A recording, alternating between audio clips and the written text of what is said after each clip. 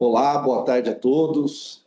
Estamos dando início a mais um episódio da Escola Milaré e hoje temos a honra de contar com o advogado Diego Eljaic, que tem especialização em mediação privada, judicial e extrajudicial. Inclusive, vai discorrer com a gente um pouco sobre uma metodologia trazida de Harvard aqui para o Brasil para solução extrajudicial de conflitos. Tem mestrado em Direito Processual pela Universidade do Rio de Janeiro e é doutorando em Administração, Finanças e Justiça Social pela Universidade de Salamanca, Espanha. E tem essa atuação específica, né, Diego, num escritório especializado em mediação. Então, bem-vindo e obrigado aí pela honra em compartilhar seu conhecimento aqui conosco. Imagina, Rubens, obrigado aí à Escola Milaré, ao escritório, e aí faço as honras ao seu nome aí, Rubens, já um amigo aí de longa data, obrigado aí pelo convite, e fico à disposição aí, a ideia é a gente bater um papo mesmo, e falar um pouquinho sobre o tema, tirar algumas dúvidas, contar um pouco sobre a nossa história, e ir fomentando a cultura da extrajudicialidade e do consenso aí tão cara aí na nossa sociedade, né? Diego, eu acho que seria bacana você começar explicando para a gente o que é a mediação e esse sistema, né, design de sistemas de disputas, DSD, que, salvo engano, é uma construção de Harvard, né, e o pessoal do seu escritório trouxe para o Brasil. Vou explicar como que funciona esse instrumento, qual o diferencial dele, enfim. Legal. Bom, acho que primeiro entender, né, que no cenário nacional a mediação é introduzida aí, né, ao longo do tempo, seja pela teoria multiportas lá trazida por Frank Sander em 76 e trazida na resolução 125 do CNJ, né, os tribunais avocam essa responsabilidade da mediação, da conciliação para os tribunais de justiça, mas na esfera privada a mediação passa a ser muito utilizada também ao longo do tempo, né, que é a utilização de um neutro, uma pessoa neutra, figura neutra, que possa estar contribuindo na resolução de disputas, na consensualidade, né? E nisso, o nosso escritório, o sócio fundador do nosso escritório, Diego Falec, é um dos pioneiros aí no Brasil em termos de mediação, e o pioneiro, realmente, no que traz o design de sistema de disputas para o Brasil, né? Ele traz isso de forma muito genial e aplicável ao sistema nacional, um modelo trazido, estudado e implementado na Escola Americana de Harvard, mas muito bem trazido por ele aqui, quando implemento desse modelo em situações de grande repercussão nacional, né? Então, teve uma atuação inicial nos casos envolvendo acidentes aéreos, né? E, posteriormente, em casos de repercussão nacional, como de rompimento de barragens e afins, né? E o grande barato do design de sistemas de disputas, né, que eu posso dizer, é que ele se baseia no conceito de que ele é uma organização meio que deliberada e intencional do designer ou do processualista, seja como você queira chamar, né, de um conjunto de ferramentas processuais e procedimentais, materiais e humanas aplicáveis no caso concreto. Então, ele está diante de um grande conflito, de um conflito sistêmico ou de direitos individuais homogêneos, e para aquele caso concreto, ele vai se utilizar das ferramentas processuais e procedimentais para aí sim desenhar um procedimento específico para aquele caso concreto. Então, posso utilizar a mediação neste design de sistema de disputas? Por óbvio que sim, né? Mas eu preciso utilizar sempre? Não, isso não é uma premissa, né? Inclusive, o design de sistema de disputas pode ser o processualista pode colocar ele tanto da forma preventiva, como também para diminuir eventuais danos ou para reparar ou indenizar, por exemplo, alguns danos, né? Então, acho que esses são os principais diferenciais. E a mediação, por outro lado, ela pode ser de um caso concreto, de um caso individualizado, e pode também ser utilizada dentro de um design de sistema de disputas, né? Esse design de sistema de disputas ele vai ter algumas fases, né? Ele tem a iniciativa, tem o diagnóstico do conflito, né? Tem a definição dos objetos, bem claro, para definir onde o processualista vai atuar, né? A atenção a possíveis variáveis, é importante que o designer experimentado, cada vez mais experimentado, ele fica cada vez mais afinado com os riscos que podem acontecer, né, Rubens? Acho que a gente vê muito isso na prática, acho que a gente tem atuações até similares aí em alguns casos e eventos importantes, e que muitas coisas acontecem ao longo dos processos, né? E quanto mais você experimentado está, mais você sabe lidar com aquilo. Então, quando você tem essa atenção a essas variáveis, você consegue também se precaver para que menos danos ocorram quando isso acontecer. E aí você vai construir o sistema, né, e implementar e está sempre fazendo avaliação, né, fazendo diagnóstico, fazendo a adequação daquele modelo no processo que está inserido. Diego, em cima do que você falou, anotei dois pontos aqui, né, para te perguntar melhor. Você falou em neutralidade, né? Eu acho que é uma premissa aí do trabalho de vocês. Sim.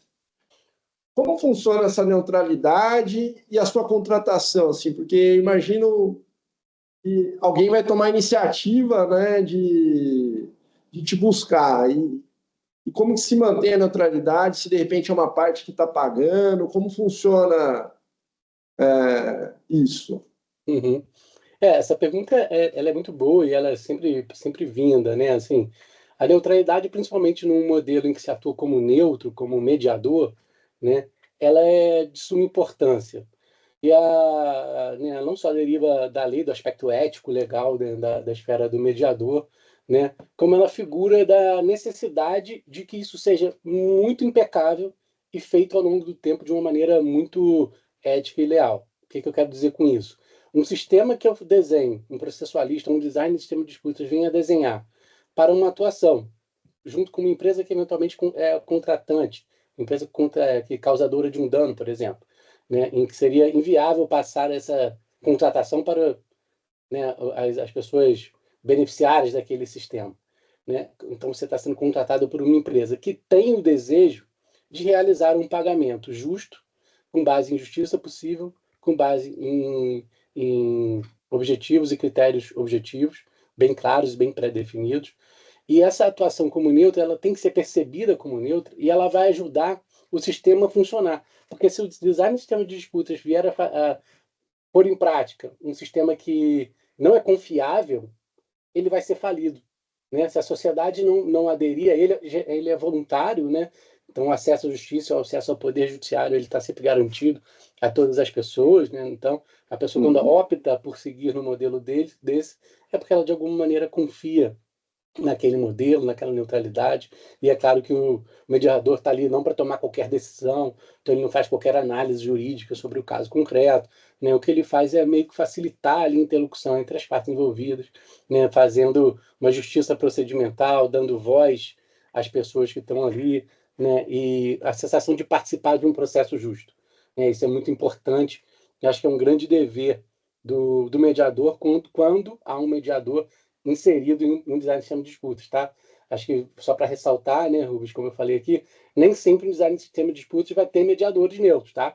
Eu posso fazer um design de sistema de disputas, por exemplo, em que aquele grupo vai atuar como negociadores, sim, representando a empresa, né? E claro que, né, quando a gente estuda a mediação e todas as técnicas, se, né, você está aplicando isso, você tem a possibilidade de fazer uma iniciativa de acordos, por exemplo, né, em que você vai atuar como representante de uma empresa, ali você vai realmente atuar em benefício da empresa, mas com as melhores técnicas de mediação e de negociação, que envolve dar a voz, participar, construir um consenso, construir, né, decisões múltiplas, né, múltiplas soluções. Então, acho que a base do DSD e da mediação é a ética no sistema, porque se você não fizer, não tiver, ele vai ter zero ingresso, vai ter zero participação social e zero resultado. Então, a partir do momento que isso é falho, você falhou como designer. Né? Acho que esse é um ponto.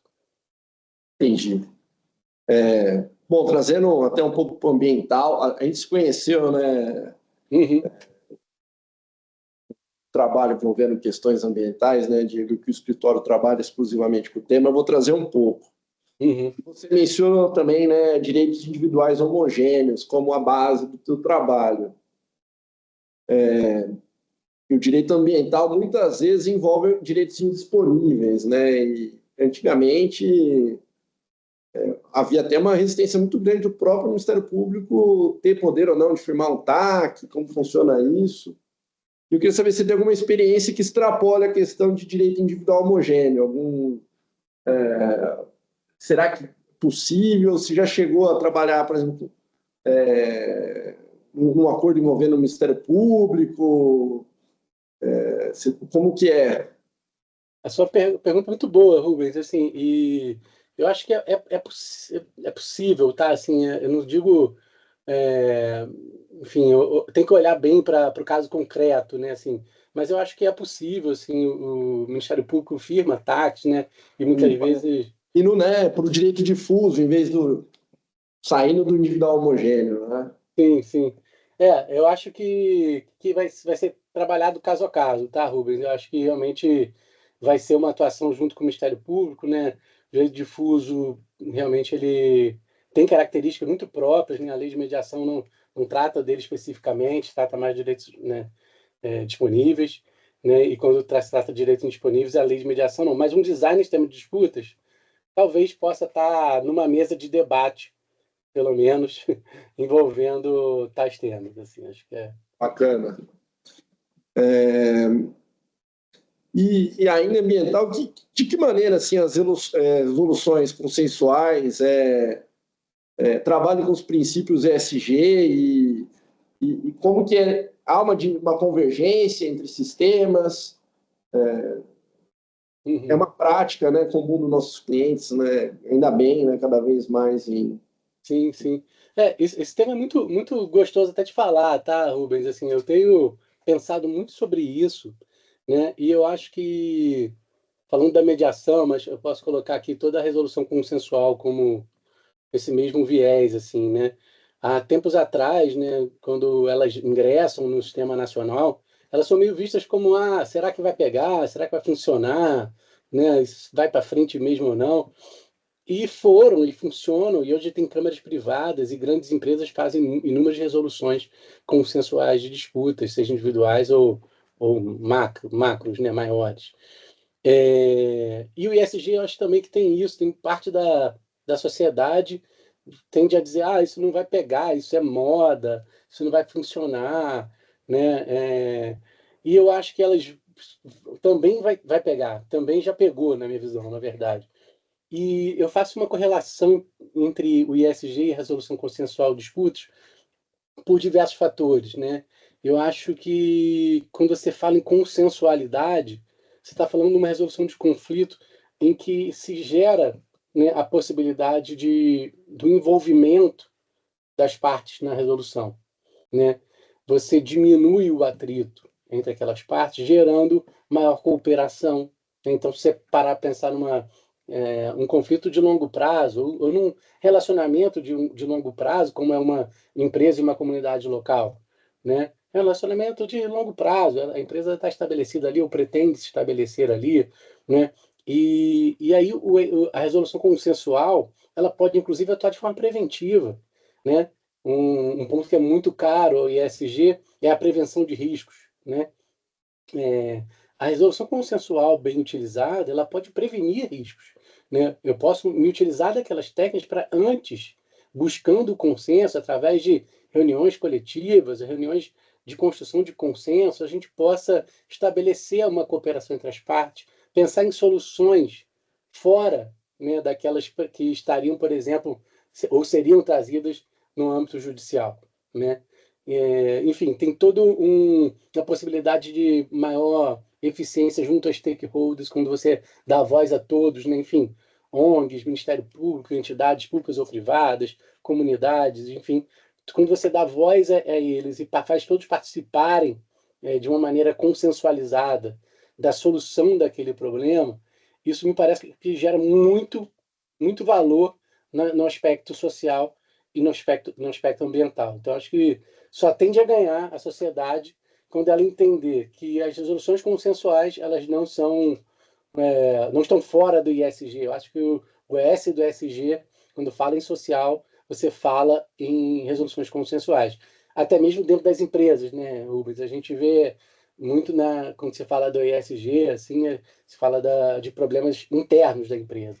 Será que se você tivesse ali um método consensual de resolução de disputas, em prevenção de disputas, também com base no consenso, né, na realização de medidas consensuais para resolução e diminuição de disputas, será que você não teria melhores resultados dentro da sua própria empresa?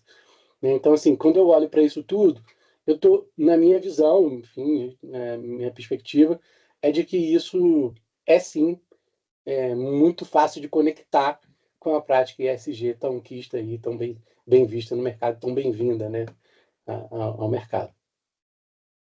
Bacana. Não, eu não tinha ideia desse aspecto aí preventivo, né, do método DSD, né, Design Sim. de Sistemas de Disputas, né? E pensando aqui em fases pré-judiciais, né, eu acho que na realidade do escritório, por exemplo, seria bacana pensar nesse tipo de diálogo já no licenciamento ambiental, né?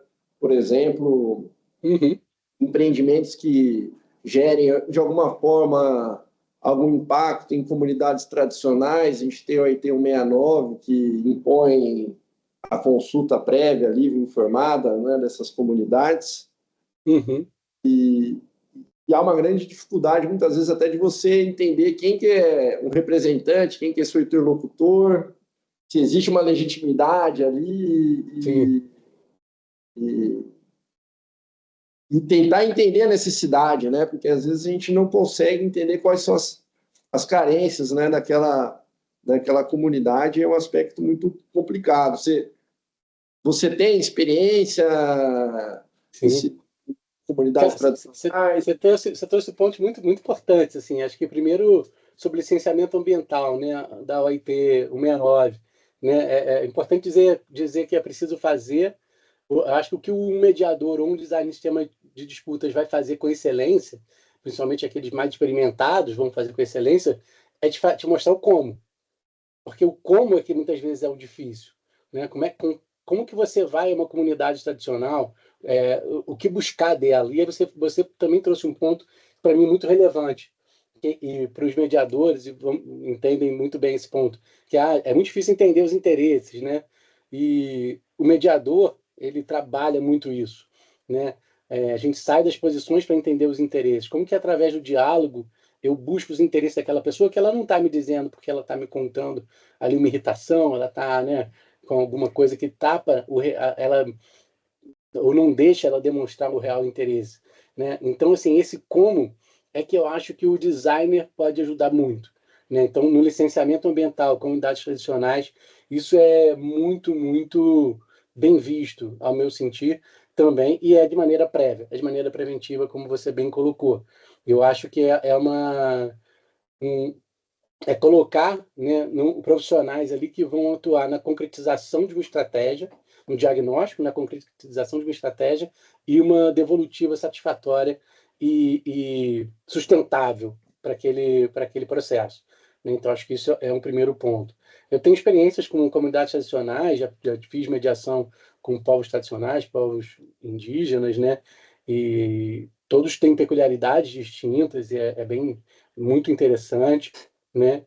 E realmente acaba por trazer dificuldades diferentes, né? Cada ação dessa é uma ação nova, são desafios novos, por isso que está sempre fazendo, está se colocando à prova dos maiores desafios do país ou das suas missões próprias, te fazem cada vez melhor, né? Então, a gente aqui, não só eu, mas todos aqui no escritório, temos longa atuação junto a comunidades tradicionais, mas também com comunidades também, né, não tidas como tradicionais na forma da lei, mas comunidades, né, de pescadores, enfim, e diversos outros pessoas interessadas nesse tipo de conflito, e não só interessadas, mas que recebam, né, design de processos, né, desenhados especificamente para cada caso.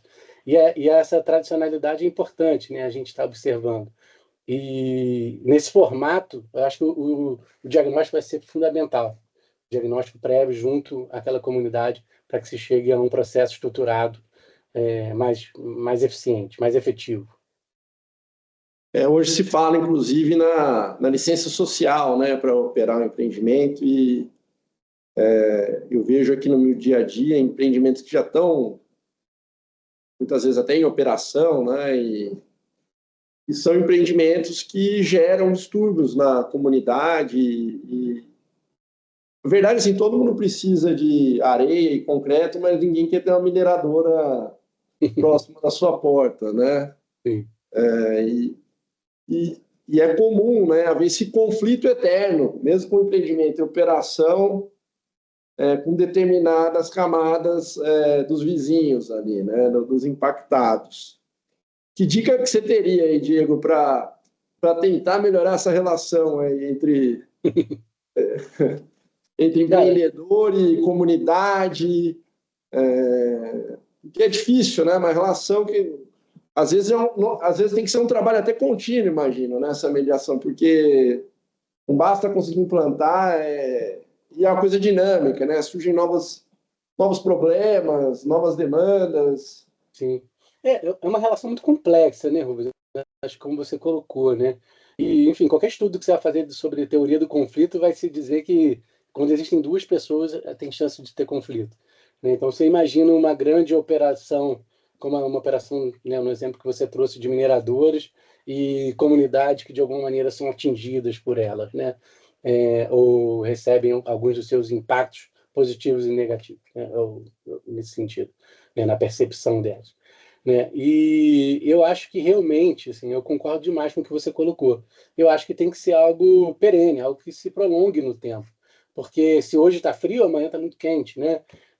Então, assim, e por isso, um processo de design que você consiga, nesse modelo que você está colocando, ou estruturar um grupo de pessoas profissionais da empresa, ou de terceirizados, ou enfim, né, contratados que consigam construir uma relação continuada no tempo com aquelas pessoas, com ética, com transparência, né, com devolutivas em tempos corretos, né, ou buscando todos os resultados possíveis, né, concretizando, né, o diálogo, né, dando voz àquela comunidade de uma maneira bem, bem perene, eu acho que é o melhor caminho, tá? Por isso, quando você fala, acho que hoje, né, se eu tivesse, vamos ter um novo, né, um licenciamento ambiental hoje, pô, se utilizaria esse processo no licenciamento e depois isso continuaria ao longo do tempo, né?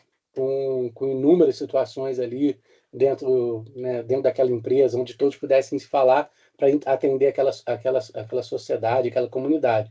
O aspecto social está cada vez mais em voga, né, Rubens? Acho que a gente não pode parar de olhar para isso nunca, né?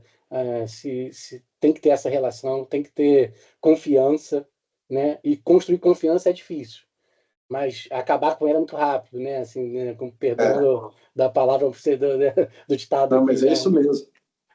E aí para mim, só tem um jeito, cara, é persistir, ética, transparência, grupo focado, análises de risco ao longo do tempo, o que essas decisões geram em risco da comunidade, né? O que determinado fato pode gerar de risco, como a gente mitiga isso. Então, fazendo diagnóstico ao longo do tempo. Cada ação, até uma ação legislativa pode gerar impacto, né, Rubens? Então, uma decisão judicial pode gerar um impacto, né, nessa relação que eu quero dizer.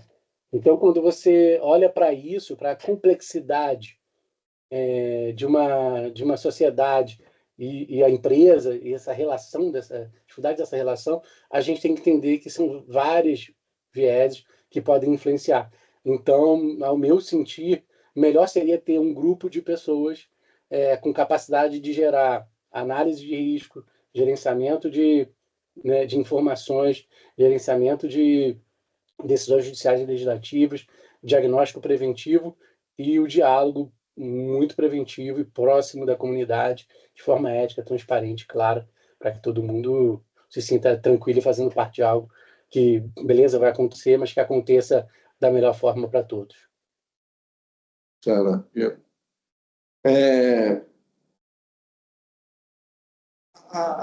indo para um aspecto assim mais positivo, né? De não falar só de problema, resolução de problema, pensando aqui alto, será que um sistema de resolução consensual poderia chegar até mesmo acelerar a transição para uma economia mais verde, convencer determinadas camadas da sociedade a investir mais em tecnologias que diminuem o impacto ambiental, às vezes gastar mais, mas ter um retorno indireto, né, e maior a longo prazo? O que você imagina sobre isso, Diego? Cara, Rubens, eu tendo a crer, tá? Assim, acho que diante de tudo que a gente já colocou aqui, assim, sem correndo o risco até de me repetir algumas vezes aqui, né? Mas eu acho que quando a gente usa, eu concordo, tá? Eu acredito fortemente que sim, né? Que é possível que as resoluções consensuais de disputas tenham um papel de certa relevância, né? Nessa transição para uma economia mais verde. Porque eu acho que as relações consensuais, a resolução consensual de disputas, ela oferece, primeiro de tudo, um intuito colaborativo às partes. Quando você traz isso, você diminui aquele percentual de litígio judicial, né? Litígio, pô, aquele conflito que vai se perdurar por anos, acabando com a saúde das pessoas que estão ali inseridas naquele litígio por anos e desgastando o relacionamento, né? Desgastando a imagem da empresa, né? E ao contrário disso, você traz resoluções que vão ser mais sustentáveis no tempo, são práticas mais sustentáveis, que vão trazer uma maior satisfação mesmo do processo, né, daquelas pessoas que estão fazendo parte do processo de resolução de disputas, né? Se para pensar, um dos grandes benefícios da consensualidade ou de um designer do sistema de disputas é a flexibilidade, adaptabilidade, flexibilidade, né? O que eu quero dizer com isso? Ao contrário de um sistema adjudicatório, esses sistemas de design, sistema de disputas, como eu faço diagnóstico ao longo do tempo, estou sempre acertando e ajustando, eu consigo ter soluções mais inovadoras. Como, por exemplo, o que você falou, será que isso é mais caro mesmo? Ou não? Será que isso é caro agora, mas o retorno disso vai ser muito maior, tendo em vista que vai gerar um benefício para aquela comunidade que vai parar de né, criticar e isso dificulta o andamento do projeto, enfim, e dando sem nenhum julgamento como se é legítimo ou não criticar, tá? Assim, mas será que quando você pensa em soluções fora da caixa, vamos dizer assim, o que é viável por causa da flexibilidade e adaptabilidade do processo consensual, você também consegue trazer soluções mais voltadas à esfera, né, da sustentabilidade, esfera, né, que vinga, que luta junto ao ISG, né?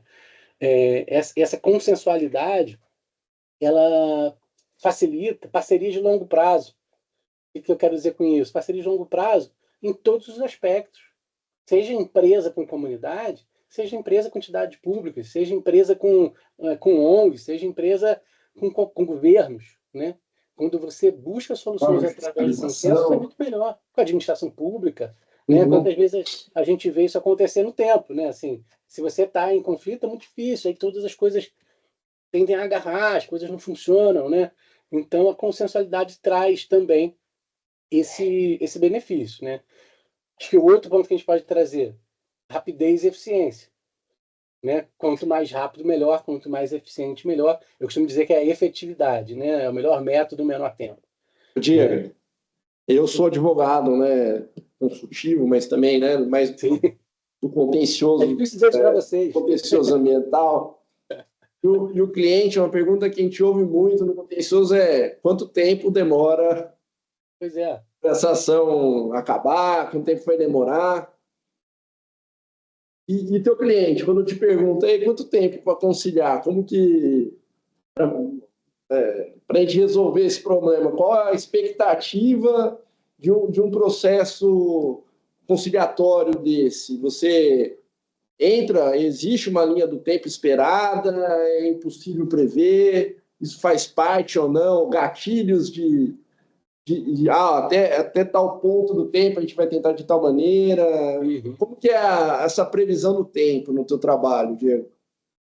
Isso é bem variável, tá, Rubens? Assim, se a gente estiver falando aqui de um caso concreto, um único caso, que você vai me contratar ali como mediador, e a gente tem um caso para negociar, tem uma outra empresa, você está representando a empresa X, outro advogado representa a empresa Y, vocês concordam que eu sou o mediador de vocês.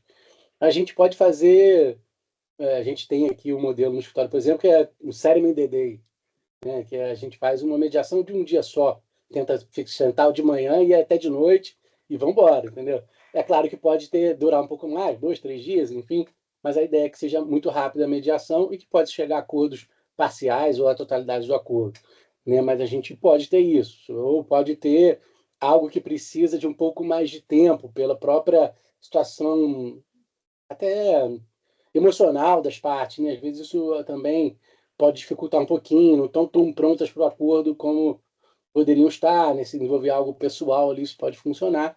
Então, isso vai depender um pouco do caso concreto. Se você está olhando para um caso de magnitudes, né, de grande repercussão, é óbvio que isso, primeiro, a gente já conhece, já sabe que isso tem inúmeras intercorrências externas, né, que vão fazer com que o prazo, né, se dilate ou não, né, e inúmeras variáveis. Acho que o que é possível fazer é dar estimativas com base na sua própria experiência, né? Assim, hoje nós temos experiências aqui, registro de dados, número de informação, quanto tempo dura a negociação, acho que tem isso de todos os casos que a gente atua.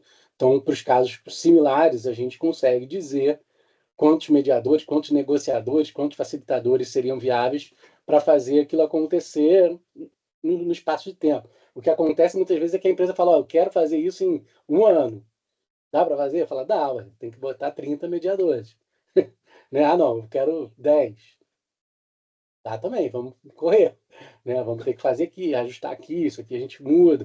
Né? E aí a gente vai desenhando o diagnóstico e vai se adaptando a necessidade do cliente, né? Assim, acho que vocês também devem fazer isso, não tem muito jeito, né? Assim, a necessidade do cliente é resolver logo, ser uma decisão efetiva. E é o que a gente busca, a gente vai buscar ser sempre o mais efetivo possível, né? É o melhor método no menor tempo, né? Então, isso é o que a gente busca. Nem sempre dá para a gente dar um prazo batido numa tela. Diego, bom, você é mestre, doutorando, então tem esse contato com a academia, né? Imagino eu, nessa Gosto. talvez vontade de ser professor, ou já é, não sei. E a verdade é que, pelo menos no nosso tempo, né, acho que tem uma idade mais ou menos parecida, Diego. Sim. Na faculdade, a gente tem, de direito, a gente tem muito pouca instrumentalização, né, de como fazer um acordo, como abordar a parte contrária. E a verdade é que o brasileiro tem uma cultura de litigância muito grande, ao contrário, por exemplo, dos Estados Unidos, né? Sim. E não sei, eu paro para pensar que a justiça lá é mais cara, o advogado é mais caro, e talvez a pessoa pense um pouco mais antes de iniciar uma briga, mas pensando aí nos bancos da academia, né? Que será que a gente. Será que seria algo a ser abordado ali na matéria de processo civil, em direitos humanos, e como encaixar isso, né? Dentro da faculdade, né? Da graduação do aluno. Uhum. Não, legal, legal demais, Rubens. Assim, eu me formei em 2006, né? Eu não estudei mediação de conflitos. Eu me formei em 2005, então eu chutei bem aí que a gente Estou está. bem. Assim, não, pelo menos na minha época não tinha, na faculdade que eu estudei não tinha. E hoje, Aliás, mediação nem era uma palavra não, utilizada, né? Conciliação não. e só. Sim, era arbitragem, né? Tinha ali É, uma eletiva de arbitragem que quase ninguém fazia, né? E era o uhum. que tinha, né? Mais voltado ali para o direito internacional. Mas hoje o que a gente vê é um movimento de que sim, né? A lei de mediação de 2015, o Código de Processo Civil fomenta, né? Tem como fundamento, né? No artigo 3º dele já fala sobre, né, a utilização de métodos consensuais. Então, todo esse aspecto legal faz com que as universidades corram atrás disso, corram atrás desse professor, dessa classe, desse tipo de expertise, né? E o que eu vejo, o que eu sinto, eu dou aula, sim, em alguns lugares, dou aula na UERJ, dei uma aula recente na FDV, quase sempre como professor convidado da matéria mediação, né? E já dei também em graduação, mas o que a gente vê ainda é, na graduação, a mediação e a negociação como optativas, às vezes, a mediação ingressando mais, mas ela se enquadrando mais na cadeira processual, né? Porque aí tem a ver com acesso à justiça, tem a ver com o Código de Processo Civil, fase do processo, enfim, você consegue encaixar ela, a mediação, no aspecto processual e dar ali uma ou duas aulas, ou algumas aulas, dentro da cadeira de Direito Processual. Você trouxe Direitos Humanos, né? Eu participo já há 5 anos de um Congresso de Direitos Humanos de Coimbra e coordeno um simpósio lá, sempre com resolução de disputas consensuais, é o título do meu simpósio, para que pessoas mandem artigos, já fica aí um convite para todos, né? Mas, enfim, esse ano é em outubro. E porque eu entendo, assim como eu entendo que o ESG e a resolução consensual de disputas conversam, isso está junto com direitos humanos.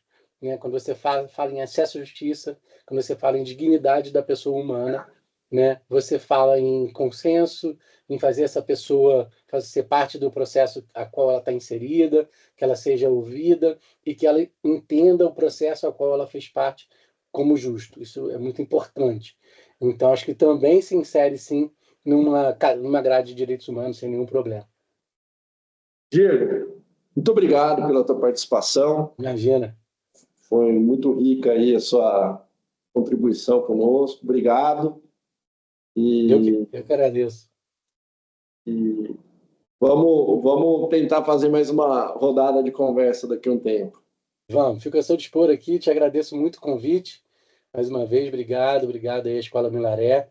É uma honra estar aí com vocês, fazendo parte desse grande trabalho que vocês vêm fazendo, não só no aspecto do direito ambiental, mas agora aí também na academia, proporcionando a todo mundo estar trazendo aí, debatendo, conversando com vocês, profissionais de tão alto gabarito. Então, obrigado aí, Rubens, e todo o pessoal do Milaré.